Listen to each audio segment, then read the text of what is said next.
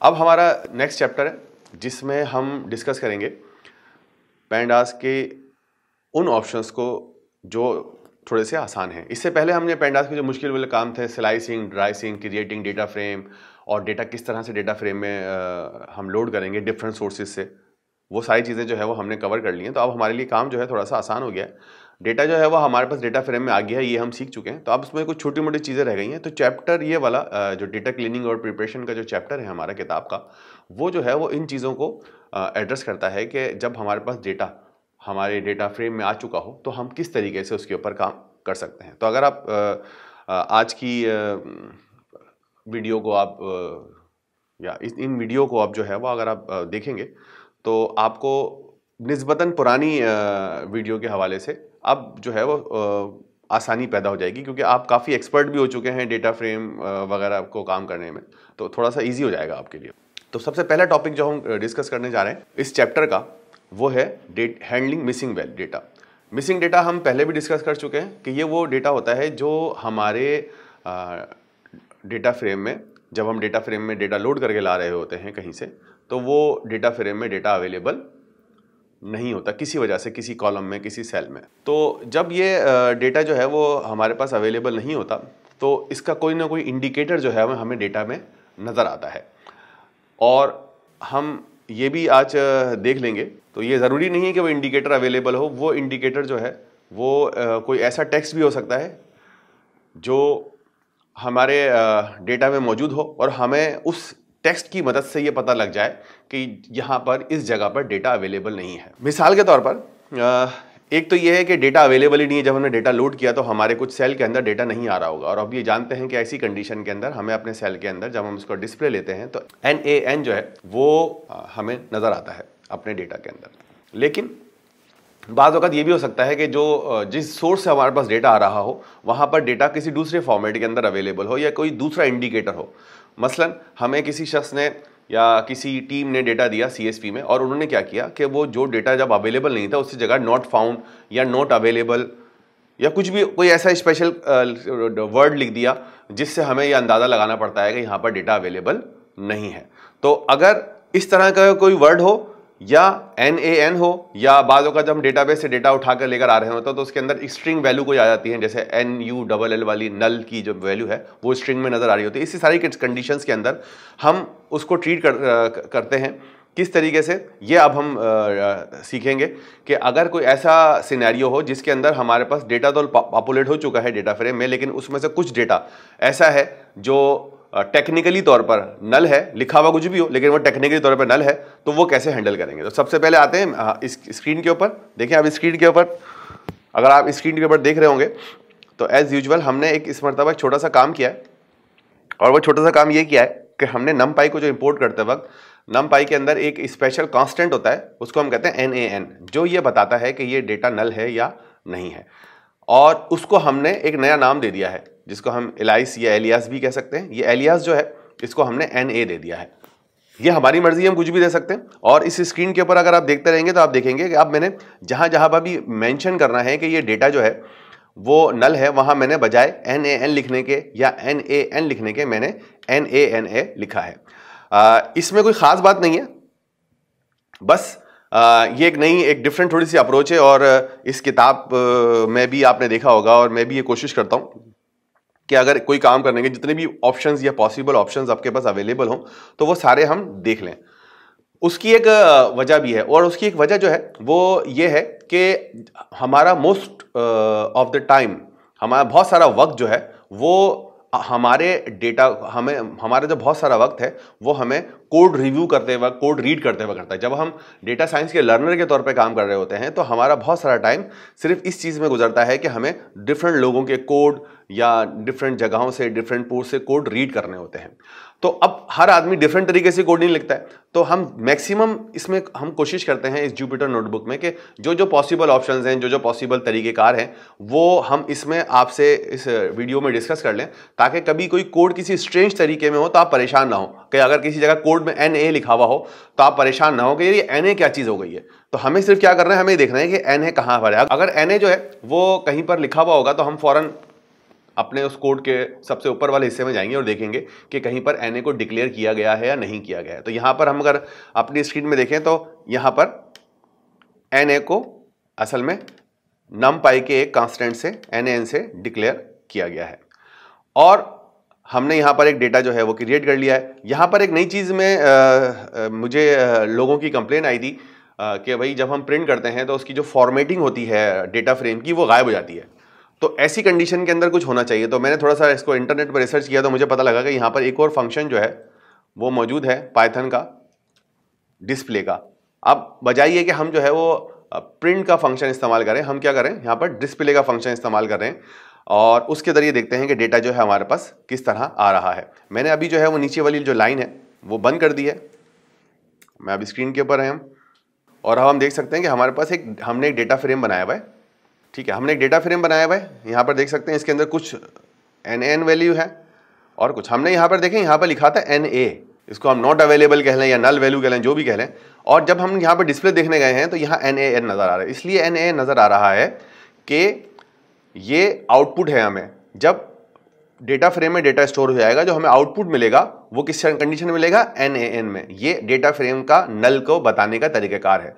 हमने सिर्फ ये कहा है कि हम जब कहीं पर नल के तौर पर कोई चीज़ लिखेंगे या कोई डेटा देंगे, उसको हम NaN नहीं लिखेंगे बल्कि Na लिखेंगे। तो इसलिए हम एक अलग नोटेशन इस्तेमाल कर रहे हैं और डेटा फ्रेम जो है वो एक अलग नोटेशन इस्तेमाल, लेकिन इसमें कोई परेशानी की बात नहीं, दोनों का मतलब एक ही है। अच्छा जी, तो यहां पर आप देख सकते हैं ये डेटा हमारा फ्रेम है। अब मैंने क्या किया, इस डेटा के अंदर एक नया फंक्शन इस्तेमाल कर रहा हूं, ड्रॉप NA, जो फंक्शन क्या करेगा, जो भी नल वैल्यूज होंगी उनको रिमूव कर देगा।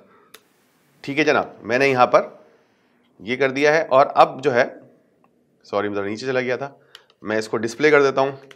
तो आप देख सकते हैं कि अब मेरे पास जो है वो ये एक काम जो मैंने थोड़ा सा एक्स्ट्रा किया हुआ था, इसको भी हटा देते हैं हम इसको। ये हमारा डिफ़ॉल्ट बिहेवियर हो गया। अब आप देख सकते हैं मेरे पास सिर्फ एक ही रो आ रही है।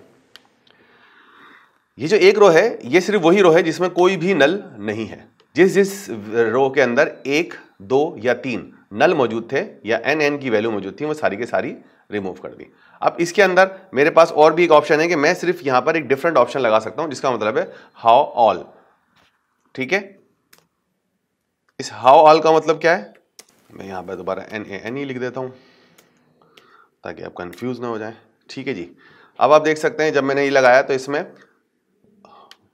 ऐसा तमाम रोज आ गई हैं जिसमें कम से कम एक जो है वो नॉट नल मौजूद है। तो यहां पर हमें ये समझना है कि अगर हम हाउ ऑल लगाते हैं और इसके बगैर लिखते हैं तो दोनों कंडीशन में फर्क क्या होगा।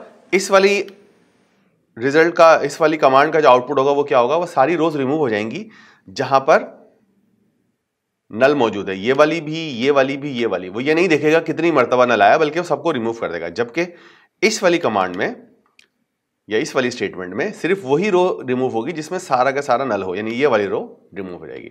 इसके डिफरेंट सिनेरियो हैं, किताब में काफ़ी इसकी डिटेल मौजूद है, तो ये बड़े आराम से जो है वो आप इसको डिस्कस करके देख सकते हैं। किताब को में पढ़ेंगे तो आपको डिटेल मिल जाएगी कि किस तरीके से हम जो है वो डेटा देख सकते हैं। तो मैं यहाँ पर जो है इसको फर्दर इसको डिस्कस नहीं कर रहा, सिर्फ एक चीज़ मैं यहाँ पर डिस्कस करने जा रहा हूँ और वो ये है, इसको हम बंद कर देते हैं। और जो मैं चीज़ डिस्कस करने जा रहा हूँ वो ये है कि अगर हमें, अभी तक हमने जो डेटा है रो वाइज कर रहे थे, हम जो ड्रॉप कर रहे थे डेटा वो रो वाइज कर रहे थे, लेकिन अगर हमें जो है वो डेटा जो है वो कॉलम वाइज करना हो तो हम यहाँ एक्सिस इक्वल टू 1 लिख देते हैं। तो अगेन यहाँ पर भी हम वही करेंगे। अब देखेंगे कि हमारे पास कोई भी डेटा नहीं है, क्योंकि हर रोज में हर कॉलम के अंदर, अब हमारे रो का मसला तो है ही नहीं ना। जब हमारी रो का मसला था तो इसमें एक रो कम से कम ऐसी थी जिसमें कोई भी नल नहीं था, लेकिन कॉलम में कोई भी ऐसी वैल्यू नहीं है जिसमें NaN या नल वैल्यू नहीं हो, तो इसलिए सारी वैल्यू ही गायब हो गई। अब यहाँ पर जो है मैं यहाँ पे देखें, अब सारी वैल्यूज आ गई। उसकी वजह ये है कि इसमें कोई भी अब वैल्यू ऐसी नहीं जिसमें सारे, कोई भी कॉलम ऐसा नहीं है जिसमें सारे के सारे ही नल हों। हम कोशिश करते हैं कि C के अंदर पहले कॉलम में जाकर नल डाल दें ताकि कहानी जो है वो थोड़ी सी आसान हो जाए। तो पहले वाला कॉलम इसके अंदर क्या वैल्यू है, 3.0 है, तो 3.0 को मैंने NA में कन्वर्ट कर दिया। तो अब आप देख सकते हैं कि मेरे पास अभी भी एक वैल्यू बाकी है 3 की, यहाँ पर शायद, हाँ ये। तो आप देख सकते हैं एक जो है वो हमारा कॉलम गायब हो गया। उसकी वजह यह है कि मेरे पास यहाँ पर एक ऐसा कॉलम है जिसमें सब जगह पर नल वैल्यूज मौजूद है। तो इस तरह अगर आपको अपने डेटा में से किसी भी पर्टिकुलर सिनेरियो में से डेटा को रिमूव करना हो, सिर्फ उस डेटा को जो नल है, नॉट अवेलेबल है, तो उसको आप किस तरीके से डेटा रिमूव कर सकते हैं। आपकी किताब में कुछ और ऑप्शंस भी हैं जिसमें आप बजाय ये कि सारे या एक, अभी तो यहाँ पर हमने 2 ही ऑप्शंस डिस्कस किए हैं ना, यानी कि एक हमने किया है कि कहीं पर भी हो तो रिमूव कर दो, एक है जब तक सब में ही ना हो रिमूव ना करो। तो ये सब चीजें हमने देखी, लेकिन किताब के अंदर इसमें ये भी लिखा हुआ है कि अगर आपको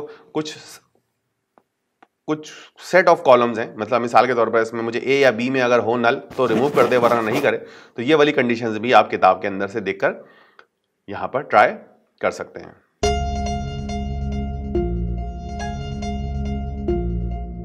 अभी तक हमने देखा था किस तरीके से हम नल वैल्यू को हटा देंगे, लेकिन बाज़ औक़ात हम नल वैल्यू को हटाना नहीं चाह रहे होते बल्कि उसको फिल करना चाह रहे होते हैं। तो फिल करने की एक जो तरीकाकार है वो हमारे पास, हम किताब में पहले भी देख चुके हैं, लेकिन यहाँ पर हम स्पेशली तौर पर उसको फोकस कर रहे हैं, और वो ये है कि हम किस तरीके से डेटा को, अपने जो नल वैल्यूज़ हैं उनको हम नॉट नल वैल्यू से रिप्लेस कर देंगे या फिल कर देंगे। उसके लिए एक बड़ा मशहूर मेथड है जो हम इससे पहले भी डिस्कस कर चुके हैं, उसका नाम है एफ फिल। तो आइए देखते हैं स्क्रीन के ऊपर कि हम किस तरीके से हम जो है वो एफ फिल के ऊपर काम कर रहे हैं। तो यहाँ पर हमने देखा स्क्रीन के ऊपर वही हमने एक डेटा फ्रेम बना लिया, इसके अंदर हमने कुछ लोकेशन पर, ये हमने देखे आई लॉग का फंक्शन इस्तेमाल किया होगा। शायद आपको याद होगा कि आई लॉग का फंक्शन जो है वो हम इस्तेमाल करते हैं नंबर के उस कॉलम की या रो की लोकेशन के हिसाब से डेटा को अपडेट करने के लिए। तो मैंने यहाँ आई लॉग के अंदर बताया है कि जो मेरी चौथी रो है और वहाँ तक, और उसका जो पहला कॉलम है उसको NA में कन्वर्ट कर दो, ठीक है। और इसी तरह जो है वो जो मेरी दूसरी रो है उसका जो दूसरा कॉलम है उसको भी NA में कन्वर्ट कर दो। तो यहाँ पर देखिएगा कॉलन लगा हुआ है और यहाँ पे कॉलन नहीं लगा हुआ है। ये ज़रा याद रखिएगा स्क्रीन पे देखते हुए कि यहाँ पर कॉलन लगा हुआ है, इसका मतलब है कि आपका जितनी भी रोज होंगी वो सारी के सारी इंक्लूड होंगी 4 से 1 रो पहले तक, यानी 0 से लेकर 3 रोज जो है वो इन्वॉल्व हो जाएंगी। इसी तरह 2 का मतलब है 0 से लेकर 1 रोज। तो इसको अगर मैं डिस्प्ले के ज़रिए प्रिंट करके देखूँ तो मुझे बताया गया है कि भाई हमने पिछली वीडियो में जो इसी से कनेक्टेड है उसमें numpy को इंपोर्ट तो किया था लेकिन एज ए NP नहीं किया था, तो अब वो इसकी वजह से हमें एरर आ गया है। तो अब हमने देख लिया, तो यहाँ पर आप देख सकते हैं कि यहाँ पर 0 1 2 3 3 रोज़ के अंदर और कॉलम 1 के ऊपर NaN आ गया है। इस मरतबा मैंने जो है वही पुराना वाला है NA इस्तेमाल कर लिया है। तो अगर आप इस वीडियो को पिछली वीडियो से कनेक्ट करके नहीं चला रहे तो आपको ये याद रखना है कि इस वाली स्टेटमेंट को आप यहाँ पर कॉपी कर दें, वरना जब भी आप इस सेल को एग्जीक्यूट करने की कोशिश करेंगे वो एरर आ जाएगा। तो आप ये देख सकते हैं कि यहाँ पर NaN आ गया, यहाँ पर 2 जगह NaN आ गया। ये किस वजह से आ रहा है? इस कमांड की वजह से। ये जो पहले वाले कॉलम के अंदर 0 से लेकर 4 तक NaN आ रहा है वो इस कमांड की वजह से आ रहा है, और दूसरे वाले कॉलम में 0 से लेकर 1 तक NaN आ रहा है तो वो इस स्टेटमेंट की वजह से आ रहा है, और मैंने आपको यहाँ पर दिखा दिया। अब हमारे पास डिफरेंट चॉइसेस हैं। पहली चॉइस जो अब यहाँ पे नज़र आ रही है जिसको मैंने अभी ये पर बंद किया हुआ है, और वो ये है कि हम फिल NA के जरिए एक कोई वैल्यू दे दें। अब इसमें क्या होगा, जहाँ जहाँ पर भी नल वैल्यू अवेलेबल होगी वहाँ पर 1.5 आ जाएगा। It's a simple straight filling. दूसरा तरीकाकार क्या है, ये ज़रा आपको प्रैक्टिस थोड़ी सी करनी पड़ेगी, कुछ चीज़ों को बंद करके कुछ खोल कर, ताकि ये कि समझ में आ जाए कि कहाँ कहाँ पर इनपुट और आउटपुट में फ़र्क आ रहा है, ठीक है। तो आप यहाँ पर देख सकते हैं कि यहाँ फिल NA मौजूद है। यहाँ मैंने बताया है 1 0.5 और 2 0। तो इसको हम अगर हम चला के देख लें तो आप देख सकते हैं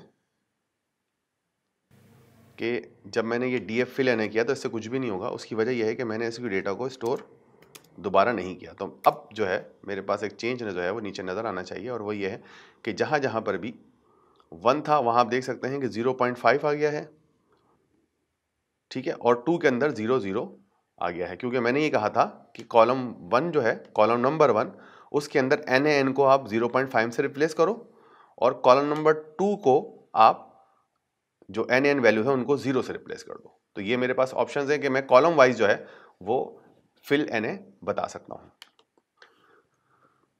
ये वाली चीज़ उम्मीद है समझ में आ गई होगी। मैं इसको दोबारा जो है वो क्लोज कर रहा हूँ, आप इसको प्रैक्टिस के लिए जो है वो अनकमेंट कर लीजिएगा। अब हमारे पास एक और ऑप्शन ये है, और वो ये है कि हम एफ फिल का मेथड इस्तेमाल कर सकते हैं। एफ फिल का जो मेथड है वो डिफरेंट ऑप्शंस हैं एफ फिल के, जो मैं यहाँ पर आपको स्क्रीन के ऊपर दिखा रहा हूँ।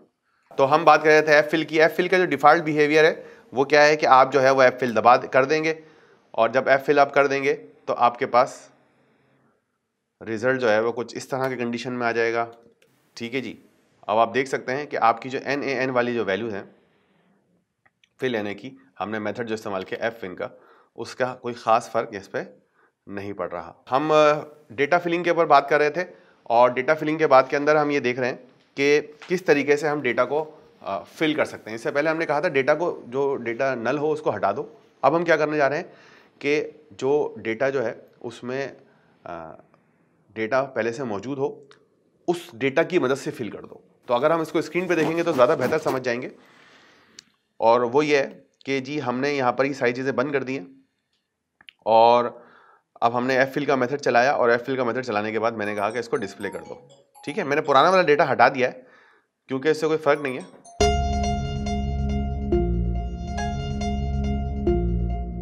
अब हम नल वैल्यू हैंडल करना सीख चुके हैं, तो अब हम देख रहे हैं डुप्लीकेट वैल्यू को कैसे हैंडल करेंगे। तो हैंडल करने के लिए बड़ा ही आसान है। आपके पास जो है वो ड्रॉप डुप्लीकेट जो है उसके ऑप्शंस हमारे पास अवेलेबल हैं। इस वीडियो को देखते हुए अगर आपको कहीं पर भी कोई मसला हो रहा हो, क्योंकि मैंने यहाँ पर कोड को कमेंट किया हुआ है, सारे कोड्स को मैं यहाँ पे कमेंट करता हूँ और फिर आपको चला चला के दिखाता हूँ, ताकि आपको इस वीडियो में यकीन आ जाए कि भाई काम कैसे हो रहा है। तो बाज़ औक़ात आप, क्योंकि इसमें कोड अनकमिट और कमिट हो रहे होते हैं, और जुपिटर नोटबुक आपके पास जब पहुँचती है तो उसमें भी बहुत सारी चीज़ें कमिट या अनकमिट हो रही होती है, तो आप थोड़ा कन्फ्यूज़ हो जाते हैं। तो इसका बेस्ट तरीका जो है वो जब आप जुपिटर नोटबुक के ऊपर काम करेंगे, जब इस जुपिटर नोटबुक आपको मिल रही होगी तो इसमें बहुत सारी चीज़ें कमिट और अनकमिट होगी, और वीडियो में भी देखते हुए बहुत सारी चीज़ें कमिट और अनकमिट हो रही होती हैं, क्योंकि हम डिफरेंट सिनेरियो को यहाँ पे डिस्कस कर रहे होते हैं अपने सेल के अंदर। तो इस कंडीशन में आपको थोड़ी सी मुश्किल आ सकती है, और उस मुश्किल को हल करने के लिए आप क्या करें, किताब अपने पास रखें। किताब में इन कोड को देखेंगे तो आपको बहुत सारी चीज़ें क्लियर हो जाएंगी। किताब में डिस्क्रिप्शन भी होती है, और किताब में इस डिस्क्रिप्शन के साथ साथ ये कोड अलग अलग विद आउटपुट भी होते हैं। तो किताब के साथ इस वीडियो को देखेंगे तो आपको ज़्यादा समझ में आएगा। तो आगे दोबारा स्क्रीन के ऊपर देखते हैं। तो स्क्रीन के ऊपर हम ये देख रहे हैं कि हमारे पास जो है हमने एक फंक्शन इस्तेमाल किया डुप्लीकेटेड का। तो ये जो डेटा डुप्लीकेटेड है, इसके अंदर हमने देखा कि सिर्फ नंबर 6 के अलावा सारी चीज़ें जो हैं वो डुप्लीकेटेड नहीं है। क्यों डुप्लीकेटेड नहीं है, इसके लिए हम जो है वो डिस्प्ले करा लेंगे। तो मैंने देखा कि यहाँ पर देखें 1 2 1 2 1 2 सब कुछ आ रहा है, सिर्फ ये 2 जो लाइनें हैं ये डुप्लीकेटेड है। सही है। उसकी वजह यह है कि यहाँ पर 1 और 2 बार बार आ रहे हैं, लेकिन 1 के सामने 1 है और ये वाले 1 के सामने 2 है। तो इसका मतलब है ये रोज जो है वो डुप्लीकेट नहीं है। जो 2 रो डुप्लीकेट है वो कौन सी है, ये वाली 2 जिसके सामने 4 है, और ये। तो ये फुल डुप्लीकेट रोज जो है वो सिर्फ ये 2 रोज हैं, बाकी जो है वो हमें लग रही हैं। तो हम जो है वो यहाँ पर जो कंप्लीट, जब हम डुप्लीकेटेड का मतलब है तो हमारी पूरी की पूरी रोज जो है वो डुप्लीकेट होनी चाहिए। तो यहाँ पर जो है वो हमारी जो रोज है वो ये सारी के सारी रो डुप्लीकेट नहीं है, सिर्फ ये आखिरी 2 रोज जो हैं वही कंप्लीट डुप्लीकेट है। तो यहाँ पर हमने डेटा भी देख लिया, और हमने ये डेटा डुप्लीकेटेड का डेटा देख लिया। ये हमें बता रहा है ट्रू एंड फॉल्स। ये डेटा डुप्लीकेटेड को जो है वो हम अगर अपनी डेटा के साथ इस्तेमाल करें तो हम फिर इसको फिल्टर आउट भी कर सकते हैं। अच्छा, अब अगर हमें अपने सिर्फ डेटा को हटाना हो तो उसके लिए हमें कॉम्प्लिकेटेड ऑपरेशन की ज़रूरत नहीं है, बल्कि हम क्या करेंगे, यहाँ पर ड्रॉप डुप्लीकेट की कमांड चला देंगे। जब मैं डेटा ड्रॉप डुप्लीकेट की कमांड चलाऊंगा तो इससे कोई फ़र्क नहीं पड़ेगा। उसकी वजह यह है कि ये इन प्लेस ऑपरेशन नहीं है, मुझे डेटा को दोबारा इसमें जाकर स्टोर करना पड़ेगा। अब मैंने क्या किया, यहाँ पर चला दिया, तो आप देख सकते हैं कि यहाँ पर एक रो नीचे से गायब हो गई है। जो रो नंबर 6 थी वो नीचे से यहाँ से गायब हो गई है, क्योंकि वो डुप्लीकेट थी। तो यहाँ पर आप ड्रॉप डुप्लीकेट की मदद से अपना डेटा डुप्लीकेट कर सकते हैं। याद रहे, डुप्लीकेट का मतलब है पूरी रो। यहाँ पर हम एक और कॉलम हम जो है यहाँ क्रिएट करने जा रहे हैं। अब हमारे पास डेटा जो है वो 3 कॉलम के ऊपर बेस कर रहा है। यहाँ पर अब मैं जो नया काम करने जा रहा हूँ वो ये करने जा रहा हूँ कि मैं ड्रॉप डुप्लीकेट करने जा रहा हूँ, लेकिन मैंने इसको बताया किन कॉलम को इंक्लूड करना है। इसका मतलब ये हुआ कि जब ये ड्रॉप डुप्लीकेट करने जाएगा तो K1 और V1 के ऊपर काम करेगा और K2 के ऊपर काम नहीं करेगा। तो अब अगर मैं यहाँ पर इस डिस्प्ले को बंद कर देता हूँ और ये वाला काम करता हूँ, तो आप देख सकते हैं कि ये देखें, ये सारा डेटा जो है उसमें से जो चीज़ें इस आगे तरफ ये 1 और ये 1 ये कंप्लीट डुप्लीकेट है, ये 2 ये भी डुप्लीकेट है। ठीक है, तो ये सारी रोज जो हैं ये आपकी डुप्लीकेट हो गई हैं। ठीक है, K1 और V1 के अंदर से। तो K1 और V1 के अंदर जो डुप्लीकेट रोज थी वो रिमूव हो गई हैं और जो डुप्लीकेट नहीं थी वो उसने यहाँ पर दिखा दी है। तो आप यहाँ देख सकते हैं कि यहाँ पर 1 1 1 मौजूद था, ठीक है। इसके अंदर से यहाँ पर भी 1 था और यहाँ पर भी 1 था, 0 के अंदर K1 में भी और V1 में भी। तो अब आप यहाँ देख सकते हैं कि यहाँ पर 1 और 1, इसको हम बीच वाले को इग्नोर कर रहे हैं, ठीक है। मैं इसको थोड़ा और समझने के लिए इसको इस तरह प्रिंट कर सकता हूँ कि अब हमारे पास डेटा जो है वो, अब मैंने इसमें से जो एक जो फालतू लाइन थी जो हमारी यहाँ पर ड्रॉप डुप्लीकेट में इंक्लूड नहीं होगी, वो मैंने फिल वक्त हटा दी है। मैं सिर्फ आपको 2 कॉलम दिखा रहा हूँ ताकि आपको क्लियर हो जाएगा कौन कौन सी रोज रिमूव हो जाएंगी। तो अगर हम यहाँ पे देखें तो हमारी ये वाली रो 1 बाय 1 जो है एक मरतबा नीचे 4 नंबर पर भी आ रही है, इसी तरह 2 2 है जो है वो 6 नंबर पर भी आ रही है। तो ये दोनों रोज जो है 4 नंबर और 6 नंबर ये जो है वो हमारी रिमूव हो गई हैं। यहाँ पर अगर हम ये वाला ऑप्शन इस्तेमाल नहीं करें, उसको नहीं बताएंगे कौन से कॉलम रिमूव होंगे, तो वो देखेगा सिर्फ उन रोज को रिमूव करेगा जिसमें सारा का सारा डेटा जो है वो डुप्लीकेट है। तो हो सकता है कि अगर आप इसको ट्राई करके देखिएगा, मैं यहाँ पर एक कॉलम स्किप कर रहा हूँ, उससे क्या होगा कुछ रोज आपकी रिमूव हो जाएंगी, क्योंकि अब वो जब डुप्लीकेट चेक करेगा तो इन दोनों कॉलम में चेक करेगा, देखेगा अगर इन दोनों कॉलम को मिलाने के बाद जो रिजल्ट बन रहा है उसमें अगर डुप्लीकेट है तो वो जो डुप्लीकेट रिजल्ट है वो रो रिमूव हो जाएगी, अदरवाइज नहीं होगी।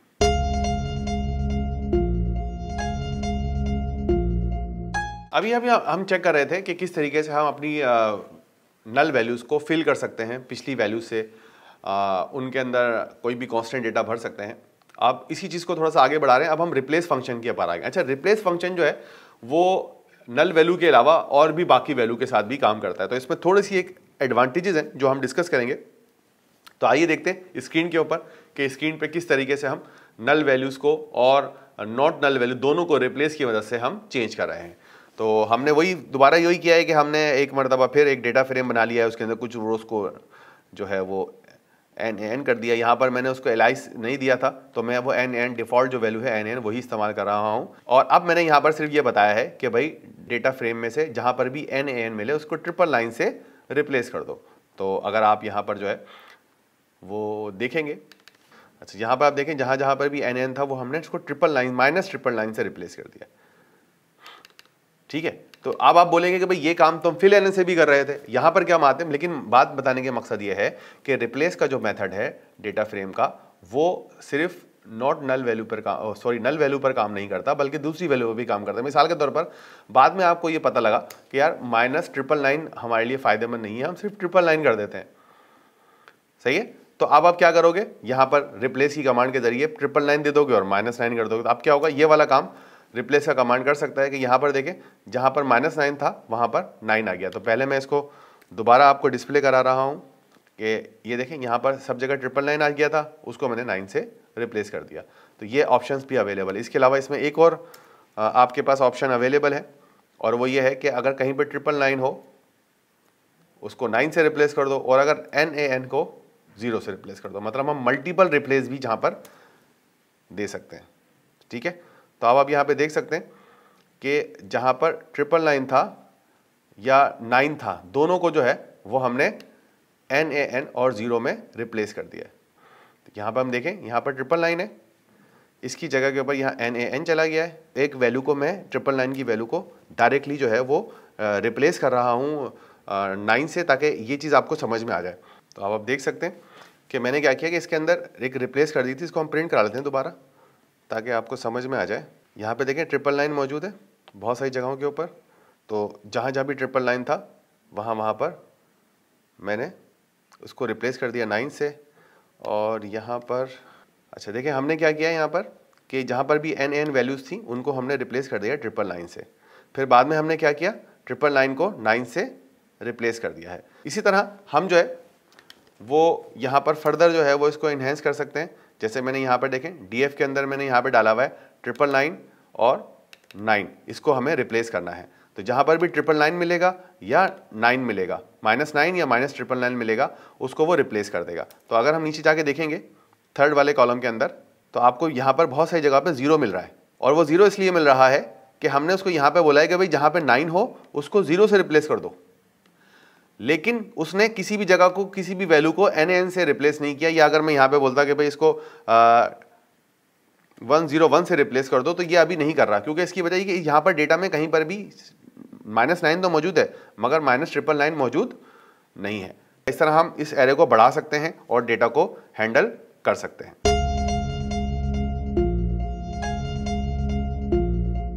अब हम क्या करने जा रहे हैं, हम डेटा को जो हमारी एक्सिस के ऊपर इंडेक्सेस हैं उनको हम रीनेम करने जा रहे हैं फंक्शन मैपिंग के थ्रू। फंक्शन मैपिंग हमने पिछले कुछ वीडियोस में भी आपने देखा हो किस तरह फंक्शन मैपिंग वगैरह इस्तेमाल करते हैं। अब हम वही फंक्शन मैपिंग इस्तेमाल करेंगे और एक नया और डिफरेंट काम करने की कोशिश करेंगे। तो आप सबसे पहले तो देखें जी, ये हमारे पास डेटा है स्क्रीन के ऊपर, ठीक है, और इसको मैंने, ये मेरे पास डेटा मुझे 1 2 3 4 और ओहायो, कोलोराडो और न्यूयॉर्क, ठीक है। अब मैंने क्या किया, यहाँ पर एक ट्रांसफॉर्म का फंक्शन लगाया और ट्रांसफॉर्म के अंदर मैंने यहाँ लैम्डा फंक्शन लगाया हुआ है। हम लैम्डा के बारे में जानते हैं, अगर हमें फंक्शन का नाम ना देना हो तो हम वहाँ पे लैम्डा लिख देते हैं। एक 1 लाइनर फंक्शन बनाया और हमने लैम्डा का फंक्शन यहाँ पर ट्राई किया। जब हम इस लैम्डा के फंक्शन को ट्राई करेंगे तो क्या होगा, ये लैम्डा का फंक्शन बन तो गया लेकिन अभी एग्जीक्यूट नहीं हुआ, बल्कि क्या हुआ है, इस वेरिएबल में आकर स्टोर हो चुका है। तो मैंने क्या किया यहाँ पर, तो अब हमने देखा यहाँ पर हमने ट्रांसफॉर्म का फंक्शन चलाया और ट्रांसफॉर्म के फंक्शन के बाद हमने बताया कि भाई डेटा की इंडेक्स के ऊपर मैप चला दो और मैप के अंदर ये वाला फंक्शन यूज़ कर लो ट्रांसफॉर्म का। तो इससे ये होगा, ये वाला फंक्शन हर इंडेक्स के ऊपर चलेगा और हर इंडेक्स के जाने के बाद मैंने यहाँ पर देखें ये बताया हुआ है कि इंडेक्स का जो फोर्थ जो है वो ये वाला सिस्टम, यानी कि हमारा जो इंडेक्स वाला है, इसको क्या करेगा, वो अपर केस में कन्वर्ट कर देगा। और अब हम देख सकते हैं कि हमारा जो डेटा था जो हमने यहाँ पे सेव किया था स्मॉल के अंदर, वो खुद ब खुद यहाँ पर अपर में हो गया।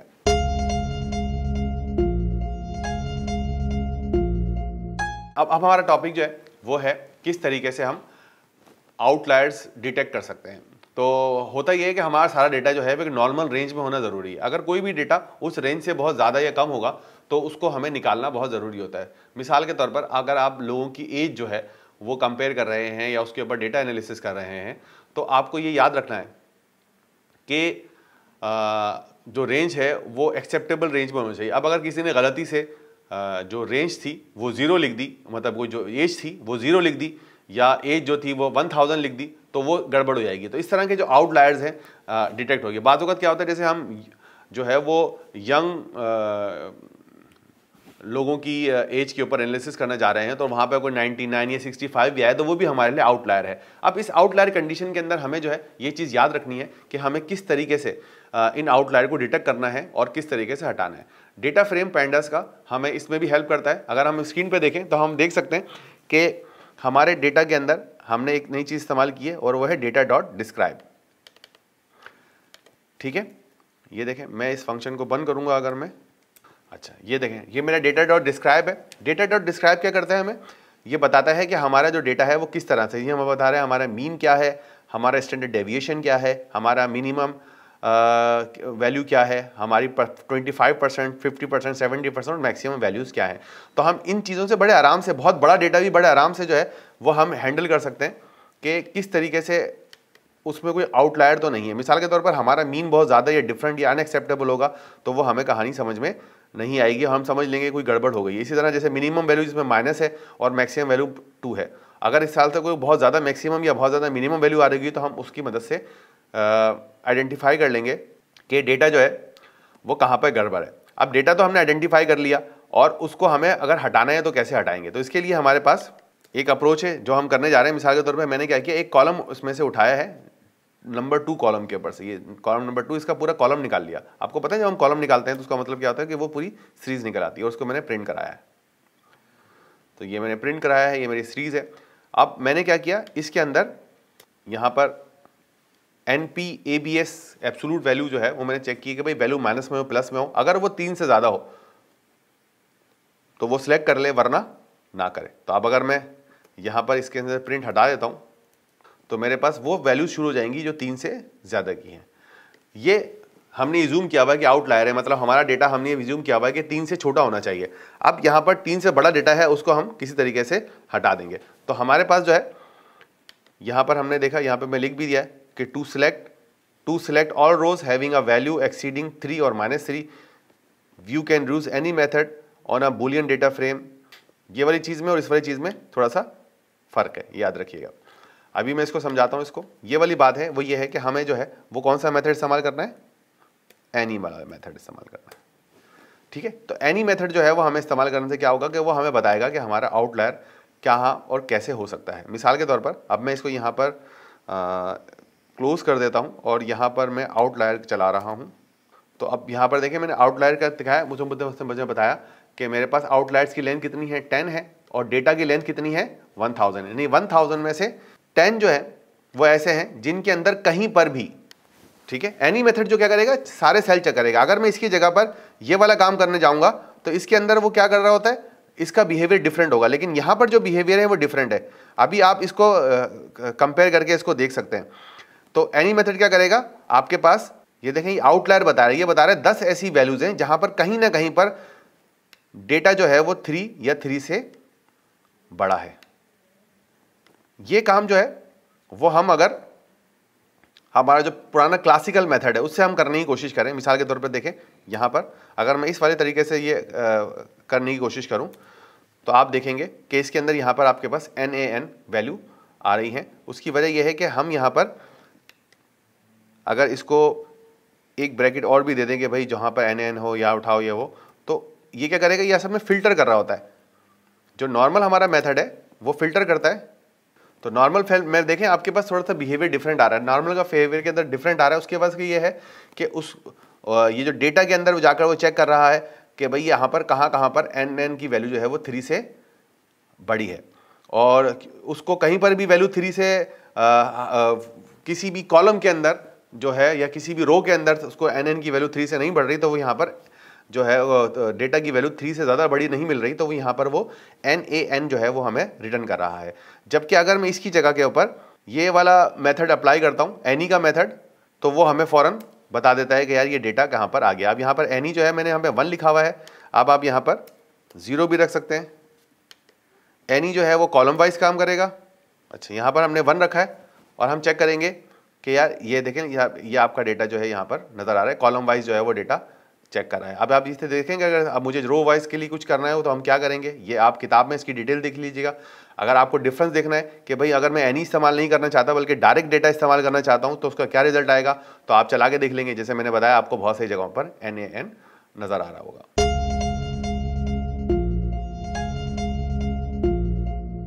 परमुटेशन का मतलब क्या होता है, हम अपने डेटा को रीऑर्डर करने जा रहे हैं। तो परमुटेशन और रैंडम सैम्पलिंग के अंदर हम यहाँ पर डेटा को रीऑर्डर कर रहे हैं, डेटा को चेंज नहीं कर रहे हैं। ये भी आपकी किताब के टॉपिक है, तो आप इससे किताब से जो है इसकी फर्दर डिटेल्स जो है वो लेकर आ सकते हैं। अच्छा, तो इसमें हम क्या कर रहे हैं, बहुत ही सिंपल काम कर रहे हैं। हमने एक डेटा फ्रेम बनाया है स्क्रीन के ऊपर देखने से देखें, और उसका हम शेप भी देख रहे हैं। तो आप देख रहे हैं ये हमारा डेटा है, इसके अंदर 5 रोज और 4 कॉलम हैं। ठीक है, ये हमारे कॉलम्स हैं और ये हमारी रोज हैं। ये थोड़ा सा ऑकवर्ड लग रहा होगा क्योंकि इस मरतबा हमने यहाँ पर ना तो रोज के लिए इंडेक्स दी है ना कॉलम के लिए हेडिंग दी है, तो दोनों के लिए उसने डिफॉल्ट ले लिया है। यहाँ पर कॉलम के नंबर बता दिए हैं और यहाँ पर रोज के नंबर बता दिए 5/4। अब मैंने यहाँ पर एक सैम्पलर चलाया और मैंने बताया कि भाई, तो आप देख सकते हैं कि सैम्पलर के अंदर डेटा आ चुका है और मैंने उस सैम्पलर को की मदद से डेटा चलाया। यहाँ पे मैंने परमुटेशन के अंदर 5 लगाया हुआ था, यहाँ 4 लगा देते हैं। तो हमें अभी देखें यहाँ पर हमने सैम्पलर चलाया है, यहाँ पर ये हमारे रैंडम परमुटेशन के ऊपर काम कर रहा है। ठीक है, रैंडम परमुटेशन पर हम काम कर रहे हैं। आप उसमें देखें अगली मरतबा फिर मैं सैम्पलर चला रहा हूँ, तो ये सैम्पलर जो है वो आपका डेटा 0 1 2 3 4 में ही लेकर आ रहा है। अच्छा, अब मैं यहाँ पर इस सैम्पलर को प्रिंट कर रहा हूँ पहले, तो देखें इसने यहाँ पर क्या बस 1 0 2 3, ये सैम्पलर मैं इसलिए प्रिंट करा रहा हूँ आपको 1-2 मरतबा, तो आपको कि हर मरतबा एक नया ऑर्डर देगा रोज़ का। अब मैं क्या करूँगा, इस अपने डेटा फ्रेम को इस ऑर्डर के हिसाब से ऑर्डर कर लूँगा, यानी कि मैं यहाँ पर लिखूँगा DF = DF सैम्पलर। तो अब क्या होगा यहाँ पर कि आप देखें डेटा जो है मेरा चेंज होता जा रहा है। मैं दोबारा इसको चलाता हूँ, तो आप ये देखें मेरा जो डेटा है वो मेरी इंडेक्स तो वही नज़र आ रही है, लेकिन मेरा डेटा जो है वो जो मेरे सैम्पलर है उसके हिसाब से बार बार चेंज हो रहा है। कभी ये वाला डेटा ऊपर आ जाएगा और कभी ये डेटा नीचे आ जाएगा। ठीक है, अब आप देखें ये 4 5 6 7 वाली लाइन जो है वो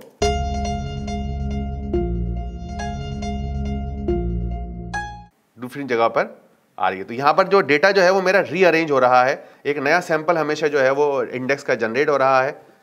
तो ये एक एडवांटेज है कि आप जो है वो यहाँ पर परमुटेशन की मदद से सैम्पलर जो है वो आप चला सकते हैं। इसको यहाँ पर अगर मैं थोड़ा सा इसको ब्रेक करूँ, आप थोड़ा सा अच्छे फॉर्मेट में देखें। अब यहाँ पर पहले मेरे ख्याल से पिछली वाली चीज़ की ज़रूरत नहीं, उसको हम काट देते हैं। अब देखिए यहाँ पर देखें मैंने सैम्पलर बनाया है। सैम्पलर जो है मैंने इसको प्रिंट आपको करा रहा हूँ यहाँ पर। तो सैम्पलर आप देखें 2301 के हिसाब से है।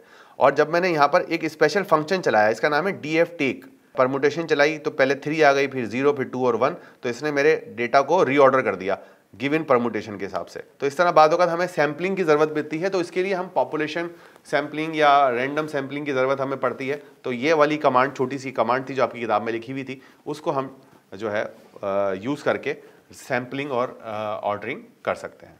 अच्छा, अब जो हमारा टॉपिक है वो रेगुलर एक्सप्रेशन के हिसाब से रेगुलर एक्सप्रेशन बड़ा ही इंपॉर्टेंट टॉपिक है, जिसके ज़रिए हम डिफरेंट किस्म के ऑपरेशंस जो हैं वो परफॉर्म कर सकते हैं। तो अगर आप अपनी स्क्रीन के ऊपर हम देखें इस वीडियो में, सॉरी इस वक्त हम स्क्रीन के ऊपर मूव हो इस वीडियो में, तो हम ये देखेंगे कि हमने यहाँ पर एक नई चीज़ इम्प्लीमेंट की है, उसका नाम है इम्पोर्ट RE।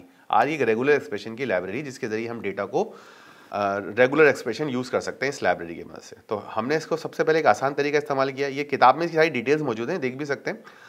हमने एक टेक्स्ट लिया, इसका नाम है, इसमें देखें बहुत सारे स्पेसेस हैं। यहाँ पर एक टैब है, यहाँ पर एक और टैब है और थोड़ी स्पेसेस भी हैं। और मैं यहाँ पर एक स्पेशल कमांड इस्तेमाल कर रहा हूँ, जिसका मतलब क्या है, देखिए हमारे पास ये टेक्स्ट था, हमने इसको स्प्लिट किया, ठीक है। तो जब हमने स्प्लिट किया तो हमारे पास डेटा जो है वो इस तरह आ गया। आपको शायद याद होगा कि अगर हम किसी भी स्प्लिटिंग फंक्शन के अंदर, हम पहले टेक्स्ट स्प्लिटिंग भी इस्तेमाल करते हैं, नॉर्मल जो हमारी स्प्लिट होती है, उसके अंदर जो अगर हम चला के देखेंगे तो वो रिजल्ट जो है हमारे पास डिफरेंट आएगा। तो अगर मैं यहाँ पर एक मरतबा चला के देख लूँ ताकि आप भी इसको सेटल हो जाएं, टेक्स्ट डॉट स्प्लिट। आप स्प्लिट के अंदर मैं क्या दूंगा, एक तो ये कन्फ्यूजन है, अगर मैं कुछ नहीं दूंगा तो मेरा डेटा जो है, अच्छा अब देखिए मैंने इसको स्पेस के ऊपर जो है वो स्प्लिट किया है, तो मेरा जो डेटा है वो इस तरह स्प्लिट होगा। लेकिन अगर मैं जो हूँ वो इसकी जगह के ऊपर, टेक्स्ट स्प्लिट की जगह पर रेगुलर एक्सप्रेशन के स्प्लिट में इस्तेमाल करूंगा, तो ये डेटा थोड़ा बेहतर कंडीशन में आ गया। अच्छा, रेगुलर एक्सप्रेशन का एक और फायदा ये होता है कि आप इसके अंदर प्रोसेसिंग को 2 हिस्सों में डिवाइड कर सकते हैं। सबसे पहले आप जो है वो इसको कंपाइल करें और फिर इसको यूज़ कर लें। कंपाइल और यूज़ करने का जो फ़ायदा है वो ये है कि आप अगर कोई बहुत बड़ा डेटा प्रोसेस करने जा रहे हैं और आपने कोई लूप वगैरह बनाया हुआ है, तो आप ये कर सकते हैं कि डेटा को पहले एक मरतबा रेगुलर एक्सप्रेशन को कंपाइल कर लें और कंपाइल करने में बार बार यूज़ करें, तो आपका जो काम है वो तकरीबन आधा हो जाता है डायरेक्ट करने से, क्योंकि रेगुलर एक्सप्रेशन हर मरतबा कंपाइल होने के बाद फिर प्रोसेस होती है। तो अगर आप जो है वो अगर एक मरतबा इसको कंपाइल करके फिर बार बार प्रोसेस करेंगे तो आपका जो कंपाइलेशन पोर्शन वाला का टाइम है वो आपका सेव हो जाएगा, आप बार बार फिर इसको एग्जीक्यूट करेंगे। इसको हम इस्तेमाल करने की, रेगुलर एक्सप्रेशन को इस्तेमाल करने के लिए एक और हमारा टॉपिक है वेक्टराइज्ड स्ट्रिंग फंक्शन। उसके अंदर हम इसको बड़ा अच्छा इस्तेमाल कर सकते हैं। देखिए मैंने आपके लिए एक कोड जो है वो किताब से कॉपी किए हैं मैं, और इसमें देख सकते हैं मैंने क्या किया कि आपका कुछ डेटा जो है यहाँ पे जमा किया हुआ। ये जो डेटा है ये आप देख सकते हैं, डेव, ये ईमेल, ये सारा डेटा जो है मेरे पास मौजूद है, और मैंने जो है उसको कन्वर्ट कर लिया है एक सीरीज़ के अंदर, और मैं इसको दिखा भी देता हूँ आपको। तो ये सारा डेटा आप देख सकते हैं, यहाँ पर डेटा मेरे पास ये आ रहा है। अच्छा, अब इस डेटा के अंदर कुछ गड़बड़ वैसे तो नहीं लग रही, लेकिन सिर्फ ये लग रही है कि इसमें कुछ ईमेल अच्छे हैं और कुछ ईमेल अनयूजुअल हैं, थोड़े से गलत हैं, जो हमें यूज़ नहीं करने चाहिए। यहाँ पर हमारी रेगुलर एक्सप्रेशन बड़ी हेल्प कर सकती है। तो हमने यहाँ पर क्या किया, एक रेगुलर एक्सप्रेशन ढूंढी है इंटरनेट से, और हम यहाँ पे यूज़ करने जा रहे हैं। ये रेगुलर एक्सप्रेशन जो है वो इंटरनेट यूज़, आपकी किताब में भी है और इंटरनेट पे भी आपको मिल जाएगी। इस रेगुलर एक्सप्रेशन का फ़ायदा ये है कि इसके ज़रिए आप एक वैलिड ईमेल एड्रेस को आइडेंटिफाई कर सकते हैं। इसके अंदर पूरी, ये है तो रेगुलर एक्सप्रेशन, लेकिन इसके अंदर पूरी डिटेल है जो आपको थोड़ा समझनी पड़ेगी। आपको थोड़ी सी रेगुलर एक्सप्रेशन की कॉन्सेप्ट्स पढ़ने पड़ेंगे। थोड़ा सा मैं यहाँ बता दूँ कि इसके अंदर ये आपसे ये कह रहा है कि भाई कहीं पे भी A से Z हो, 0 से 9 हो, डॉट लगा हुआ हो, अंडरस्कोर लगा हुआ हो, ठीक है, उन तमाम के तमाम डेटा को कितनी मरतबा भी आए एक्सेप्ट कर लो। इसके अलावा @ लगा हुआ होना चाहिए, फिर लाजमी है, यानी कि 3 सेक्शन होना चाहिए, एक जगह @ हो और एक जगह डॉट हो। @ लगाने के बाद कुछ भी हो सकता है, A से Z जे कुछ, लेकिन अब जो है वो अंडरस्कोर वगैरह की कहानी नहीं होगी, सही है। और इसके अलावा आखिरी के अंदर सिर्फ A से Z और हो सकते हैं और वो भी 2 से 4 मरतबा। इस तरह की ये कॉम्प्लिकेटेड किस्म की है जो हम अपने ईमेल एड्रेस को वैलिडेट करने के लिए बहुत इस्तेमाल करते हैं। तो ये पैटर्न जो है वो हम इंटरनेट से सर्च कर लेते हैं। एक बात स्टूडेंट्स मैं आपको बताना चाह रहा था कि रेगुलर एक्सप्रेशन यार बहुत सारी ऐसी चीज़ें, जैसे लास्ट वाली क्लास में हम डेटाबेस पे भी काम कर रहे थे, तो अक्सर स्टूडेंट्स जो है वो मुझसे क्वेश्चन करते हैं कि भाई हमें तो ये वाले पता ही नहीं डेटाबेस क्या होते हैं और रेगुलर एक्सप्रेशन क्या होते हैं, आपने हमें बता दिया। तो देखिए, जब आप कोई काम कर रहे होते हैं इसमें बाजू का छोटी छोटी चीज़ें जो हैं जो किसी दूसरी टेक्नोलॉजी से एसोसिएटेड होती हैं वो आपके पास आ जाती हैं और आपको उनके ऊपर काम करना पड़ता है। तो उसके लिए इंटरनेट हमारी बड़ी हेल्प करता है, क्योंकि देखो हर चीज़ के हम मास्टर नहीं हो सकते, हम तो डेटा साइंस और पाइथन के मास्टर है ना। तो अब हमें रेगुलर एक्सप्रेशन के बारे में कुछ हेल्प चाहिए, तो इंटरनेट के ऊपर बहुत सारी वेबसाइट ऐसी हैं जो रेगुलर एक्सप्रेशन की आपके ऊपर हेल्प देती है। आप उसमें अपनी रिक्वायरमेंट बताते हो, वो आपको रेगुलर एक्सप्रेशन बताकर दे देंगी। ऐसी बहुत सारी एग्जांपल जो है वो आपको मिल जाएंगी रेगुलर एक्सप्रेशन की, आपको सिर्फ रिक्वायरमेंट बता देंगी। मिसाल के तौर पर अगर आपको ये चेक करना है कि एक नाम में अल्फ़ाबेट है या नहीं है, तो इसकी इंटरनेट पर रेगुलर एक्सप्रेशंस अवेलेबल है। आप बजाय ये कि रेगुलर एक्सप्रेशन सीखें बनाएं, आप रेगुलर एक्सप्रेशन सर्च करके अपने कोड में इस्तेमाल कर सकते हैं। सारे लोग इस तरह ही करते हैं, हर किसी भी कोडर के पास इतना टाइम नहीं होता कि वो सारी रेगुलर एक्सप्रेशन नए सिरे से जो है वो ढूंढ कर खुद बनाए। तो बहुत सारी जगहों के ऊपर जो है वो आपको रेगुलर एक्सप्रेशन क्या करनी पड़ती है, इंटरनेट से सर्च करनी पड़ती है। इंटरनेट के ऊपर ऑनलाइन साइट्स से रिसोर्सेज अवेलेबल है जहाँ डिफरेंट किस्म की कामों के लिए रेगुलर एक्सप्रेशन अवेलेबल है। जो हमारा जो काम है वो कोई बहुत यूनिक नहीं है, बहुत सारी जगह पे होता है। हम क्या कर रहे हैं, सिर्फ ईमेल एड्रेस जो है उसको वैलिडेट कर रहे हैं। तो इसके लिए हमें सिर्फ एक अच्छी वैलिडेटेबल एक अच्छा पैटर्न चाहिए, वो हमने इंटरनेट से आके सर्च कर लिया। इसके लिए ज़रूरी नहीं है कि आपको रेगुलर एक्सप्रेशन की एक चीज़ आनी चाहिए। तो हमने एक पैटर्न सर्च कर लिया है और उसके बाद जो है वो हमने यहाँ पर इस कमांड को इस्तेमाल किया है। ये एक कमांड है फाइंड ऑल की, जो चेक करती है, और ये एक सीरीज़ की कमांड है। और उसके बाद जो है हमने str का फंक्शन इस्तेमाल किया है, यानी कि डेटा जो भी होगा उसको हम सबसे पहले str में कन्वर्ट करेंगे, फिर उसके अंदर फाइंड ऑल करेंगे। कौन सा फाइंड ऑल करेंगे, ये पैटर्न, और पैटर्न के बाद हमारा फ्लैग क्या होगा, आर ही इग्नोर केस। हम ये नहीं देखेंगे कि डेटा हमारा कैपिटल में है या लोअर में है, तो इसलिए हमें यहाँ पर हमारी बचत हो गई है कि हमारा डेटा कुछ भी हो हम इग्नोर कर देंगे, क्योंकि हमने यहाँ पर सिर्फ ये लिखा हुआ है कि डेटा अपर केस में कन्वर्ट होगा। तो सबसे पहले क्या होगा, इस फ्लैग की वजह से डेटा जो है चाहे अपर में हो कौन, ये हमारा पैटर्न हर हाल में चल जाएगा। फाइंड ऑल के अंदर है वो हमें ढूंढ के बताएगा, और मैच के अंदर वो डेटा बताएगा जहां जहां पर वो मैच हो रहा है। बाकी चीज़ें पैटर्न और फ्लैग सब एक ही जगह पर है। तो इस तरह देखा आपने यूजर्स के किस तरीके से जो है वो हम इस वेक्टराइज फंक्शन को, यानी कि हमारी जो रेगुलर एक्सप्रेशन है उसको हम जो है वो इस्तेमाल कर सकते हैं अपने डेटा फ्रेम में, जिसको हमने एक स्पेशल नाम दिया है, उसका नाम है vectorise string function. Vectorise string function का मतलब है कि आपका फंक्शन तो एक ही होगा जैसे ये वाला है, लेकिन वह पूरी की पूरी सीरीज़ के ऊपर जो है वो अप्लाई हो जाएगा। इसकी डिस्क्रिप्शन थोड़ी सी किताब में भी दी हुई है, वो भी देख लीजिएगा। बस समझ लें आप कि आपके पास दो फंक्शन है, एक फाइंड ऑल का और एक मैच का। ये दोनों आप चला के देखें। ये क्या करते हैं, ये string function special string function है जो आपकी रेगुलर एक्सप्रेशन की मदद से आपको फाइंड करने में या डेटा को मैच करने में हेल्प करते हैं। स्क्रीन के ऊपर आके देखते हैं। यहां पर देखें, मैंने स्क्रीन के ऊपर गौर से देखते रहे तो मैंने लिखा हुआ भी है, hierarchical indexing play important role in reshaping data and group based operation like forming a pivot table. For example, you could rearrange data into data frame using its unstack method. ये आपको समझने में थोड़ा मुश्किल लग रहा होगा, लेकिन आप इसको बड़ी आसानी से समझ सकते हैं कि देखें, डेटा मेरा जो है वो 2 लेवल के ऊपर था। दोबारा मैं यहाँ पर ले आकर दिखा रहा हूँ आपको। डेटा जो है वो मेरे यहाँ पर 2 लेवल में, एक ही लेवल ये है और एक ये है। पिवट का मतलब होता है कि हम इसको रीऑर्गेनाइज कर दें, यानी कि एक रो ए पर आ जाएंगी और कॉलम बी पे हो जाएंगे। यहां पर भी यही हो रहा है। जब मैंने अनस्टैक किया, मैं इसके ऊपर दोबारा डेटा जो है वो इसको मैं बंद कर देता हूं। दोबारा मैं आपको डेटा दिखा रहा हूं, तो इसमें देखें कि ये डेटा है मेरा, ये मल्टी कॉलम या मल्टी लेवल है और ये उसकी पिवट फॉर्म है। पिवट फॉर्म में हमने कुछ नहीं किया। हमने क्या किया कि ए का 1 जो है वो हमने यहां पे कर दिया और बी का 1 उसके बराबर में कर दिया और सी का 1 उसके बराबर में कर दिया। यानी पहले जो डेटा जो है सिर्फ एक ही कॉलम में था। यहां पे देखें, इंडेक्सेस तो 2 है लेकिन डेटा तो एक ही कॉलम है ना, एक ही कॉलम है, ये कॉलम है। इसके अंदर ये वाला डेटा उठाया हमने और यहां पे लाके रख दिया। उसके बाद ये वाला डेटा उठाया और बजाय इसके नीचे दिखाने के हमने इसके बराबर में रख दिया और इसके बाद वाला डेटा इसके बराबर में रख दिया। तो आप यहां देख सकते हैं कि आपका डेटा जो है ये रीऑर्गेनाइज हो गया। यहां पर वैल्यूज मुसलसल चेंज हो रही हैं। उसकी वजह यह है कि हमने रैंडम नंबर जनरेट किए। तो जब भी मैं जो हूं इसको चलाऊंगा, आपका जो रैंडम नंबर है वो आपके सामने डिफरेंट आएगा। लेकिन इसको आपको समझना है कि जो डेटा यहां नजर आ रहा है, यहां पर देखें ए का 1 जो है वो यहां पर मौजूद है, बी का 1 जो है उसके नीचे मौजूद है, और सी का जो 1 है वो उसके नीचे मौजूद है, और डी का 1 जो है वो उसके नीचे मौजूद है।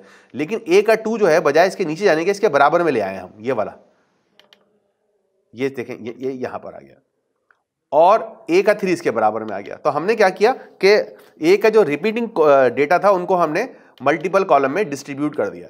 तो अब हमारे पास कॉलम्स जो है वो ज्यादा हो गए हैं, लेकिन रोज जो है वो कम हो गई है। अगर हम इन डेटा को गिने तो हमें लगेगा कि डेटा जो है वो काफी हद तक क्वांटिटी में सिमिलर है। यहां पर आप देखिए 4 रोज हैं और 3 कॉलम्स हैं, तो ये 12 हैं, जबकि यहां पर 9 थे। उसकी वजह यह है कि कुछ डेटा हर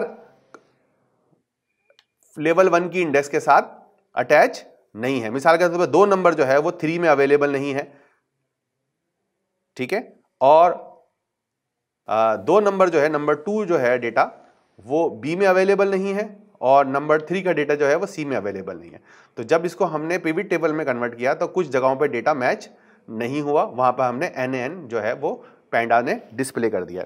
तो यहां पर आप देख सकते हैं कि बी के 2 के अंदर NaN है। उसकी वजह यह है कि बी का 2 जो है यहां पर है ही नहीं, तो इसलिए NaN होना जो है वो बिल्कुल रीजनेबल लगता है। इसी तरह यहां वाला N और ये वाला N भी आप चेक कर सकते हैं। अगर आपको ये अनस्टैक से दोबारा स्टैक के ऊपर लेकर आना है तो आप इस तरह भी लेकर आ सकते हैं। यानी अगर डेटा जो है वो आपके पास पिवट कंडीशन में हो तो आप स्टैक से जो है वो वापस उसको हायरार्किकल कंडीशन में लेकर आ सकते हैं। तो स्टूडेंट, इस तरह आप जो है वो अपने डेटा को अपनी रिक्वायरमेंट के हिसाब से पिवट स्टाइल में और हायरार्किकल स्टाइल में दोनों के अंदर लेकर आ सकते हैं। अब ये आपकी चॉइस है और आपकी रिक्वायरमेंट है कि आप डेटा को किस तरह रखना चाहते हैं। तो आगे चलते हैं। अभी तक हम डेटा हायरार्किकल के ऊपर ही काम कर रहे हैं, तो अगर हमें ज़रूरत होगी तो हम इसको बाद में नवद भाई ब्रेक कर देंगे। अभी इसको हम आगे चलाते हैं इसको।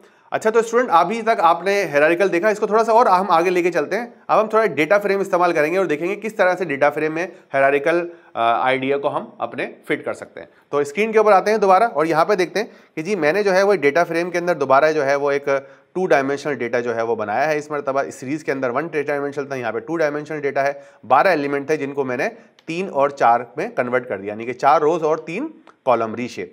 अब इतने दिनों से आप NumPy और पैंडास पढ़ रहे हैं तो ये अच्छी तरह आपको पता गया होगा कि रीशेप से क्या होता है और ए रेंज से क्या होता है।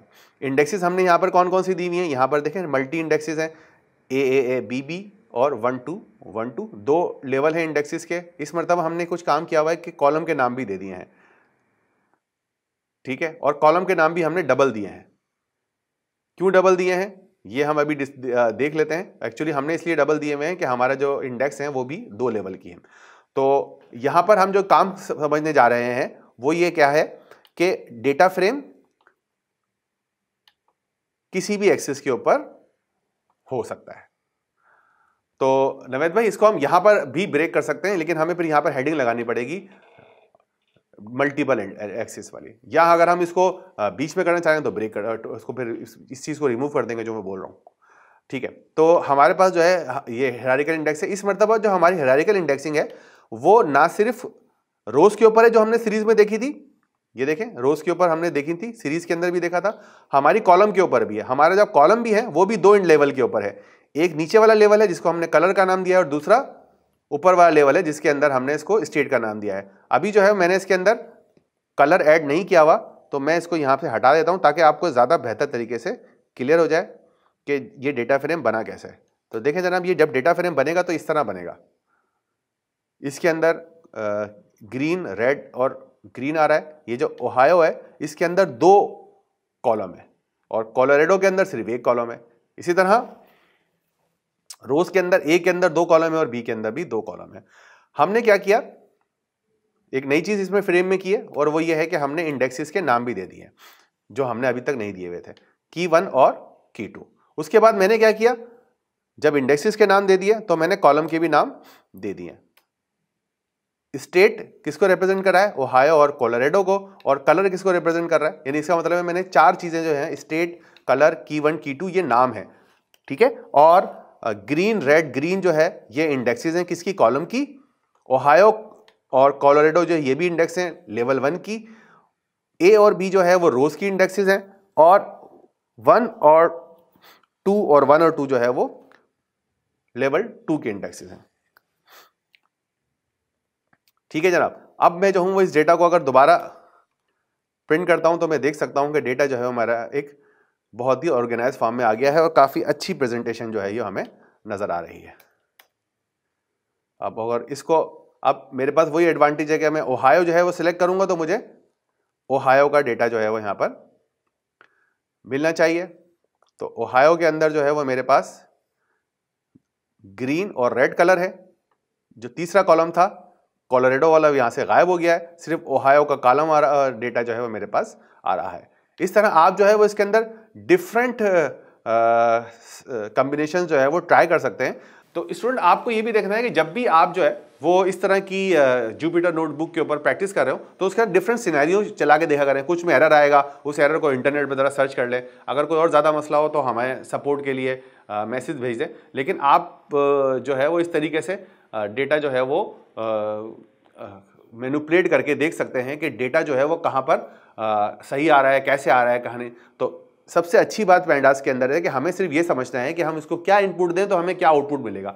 इसकी जो इनसाइट फंक्शनैलिटी है वो पैंडा जो है वो खुद ही हैंडल कर रहा होता है। एक चीज़ जो मैं आपको स्क्रीन के ऊपर मैंने लिख भी दी है तो आप देख लीजिएगा, और वो ये है कि be careful to distinguish the index name state and colour from the row label.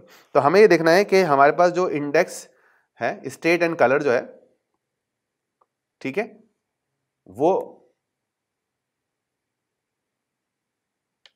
हमारे पास जो स्टेट और कलर है ये जो है ये इस की के लेबल का हिस्सा नहीं है, बल्कि स्टेट इस तरफ जा रही है और कलर भी इस तरफ जा रहा है। ठीक है, तो ज़रा कंफ्यूजिंग हो सकता है, तो हमें समझना है कि स्टेट और कलर जो है ये हमारे रोज के लेबल का हिस्सा नहीं है। एक छोटा सा टॉपिक और डिस्कस करते हैं फिर हम आगे चले जाएंगे, और वो है स्वैप लेवल। कि हमारे पास ये भी एडवांटेज है कि हम जो है वो एक छोटा सा टॉपिक और हम यहाँ पे डिस्कस करते हैं, वो है स्वैप लेवल का। आई स्क्रीन के ऊपर देखते हैं। यहाँ पर हम क्या कर रहे हैं, स्वैप लेवल के अंदर की 1 को की जगह 2 की जगह जो हम यहाँ पर रिप्लेस कर रहे हैं। जब हम की 1 और की 2 करेंगे तो कहानी थोड़ी सी बदल जाएगी और की पहले लेवल पे जाएगी और जो हमारी की 1 है वो दूसरे लेवल पे आ जाएगी। तो ये आपस में हम स्वैप लेवल के जरिए स्वैप कर सकते हैं। ठीक है, आपके ऊपर मर्जी है, आप जो है वो इस डेटा को यहाँ पे अभी सिर्फ डिस्प्ले हो रहा है, डेटा चेंज नहीं हो रहा। अगर हमें चेंज करना है अपने इस डेटा में तो हम जो है वो इस तरह इसी डेटा को चेंज करके इसी वेरिएबल में, फ्रेम के वेरिएबल में सेव कर देंगे, और अगर हमें सेव नहीं करना है तो इसको सिर्फ डिस्प्ले करा लेंगे। ये दोनों ऑप्शंस जो है हमारे पास अवेलेबल हैं। तो ये तो हमारी छोटी सी कहानी थी स्वैप लेवल की। और इसके अलावा एक और चीज़ जब इसके में मौजूद है स्क्रीन के ऊपर ही, अगर हम देखते रहें, और वो क्या है, sort index. Sort index on the other hand sort the data using only the values in a single level. देखें स्वैप लेवल क्या कर रहा है, इंडेक्सिंग को आगे पीछे कर रहा है, जबकि सॉर्ट इंडेक्स क्या करता है, sort the data using the values in the single level.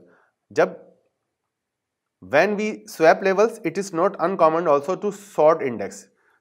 यहां पे मैं इसको समझाने की कोशिश करता हूं कि आपके पास दो चॉइसेस, दो काम है, एक है स्वैप लेवल और एक सॉर्ट इंडेक्स। सॉर्ट इंडेक्स क्या करता है कि जो भी आपका डेटा होगा, जैसे यहां पर डेटा है, इसको वो सॉर्ट कर देगा। जैसे मैंने यहां पे बताना ही पड़ेगा, सॉर्टिंग हमेशा किसी एक लेवल पे होगी, जैसे लेवल 1 पर या लेवल 2 पर। तो यहां पे मैं लेवल 1 पे कर रहा हूं, लेवल 1 पे सॉर्ट हो गया, लेकिन इसका कोई इंपैक्ट लेवल 2 पर नहीं आएगा। तो इसके अंदर जो चीज यहां लिखी हुई है कि when swapping level it is not uncommon to also use sort index so that the result is lexicographically sorted by the indicated level. तो हमारे पास एक अच्छी चॉइस ये है कि जब भी हम स्वैप लेवल यूज कर रहे हो तो हम यहां पर सॉर्ट इंडेक्स भी कर लें। तो यहां पर देखें, जब मैंने सॉर्ट इंडेक्स किया है तो आपके पास रिजल्ट जो है वो ऑर्गेनाइज वे में आ रहा है, और जब मैं इसको यहां पर बंद कर देता हूं तो आप देखें कि यहां पर रिजल्ट दूसरा है। यहां पे देखें ए बी, क्योंकि इसमें देखें यहां पे 1 ए का 1 और बी का 1 आया हुआ है, ए का 2 और बी का 2 आया हुआ है, सॉर्टेड नहीं है। लेकिन जब मैं इसको सॉर्ट कर रहा हूं तो यहां पर देख लें आप कि आपके पास जब डेटा ऑर्गेनाइज हो गया है स्वैप करने की वजह से, पहले यहाँ पर देखें डेटा ऑर्गेनाइज था, लेकिन जब मैंने स्वैपिंग की तो डेटा थोड़ा सा अनऑर्गेनाइज हो गया था, रिजल्ट डिफरेंट आ रहा था। एक बार और दिखा देता हूं आपको मैं, इस डेटा को देखें, ये देखें डेटा प्रॉपर ऑर्गेनाइज है। जब मैं इसको यहां पर चला रहा हूं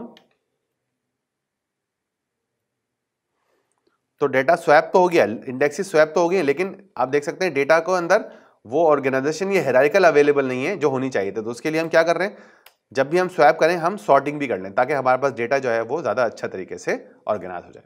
ठीक है जनाब, तो ये हमारा कुछ डिस्कशन था हायरार्किकल इंडेक्स की हवाले से। अब हम नेक्स्ट टॉपिक की तरफ चलते हैं।